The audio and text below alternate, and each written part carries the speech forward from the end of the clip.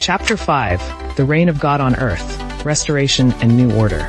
Imagine a world where sorrow is healed, where nations learn righteousness, and where creation itself is liberated from decay. The reign of God is not a fleeting utopia, but a permanent order anchored in divine justice. Prophecy speaks of a new heaven and a new earth, of streets of righteousness and counsels guided by truth. Under this reign, poverty of spirit will be answered by abundance of soul.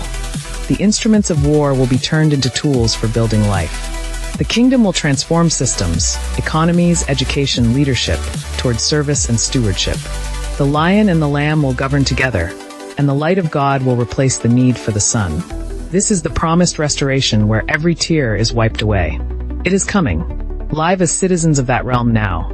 Practice mercy, pursue justice, and love without limit.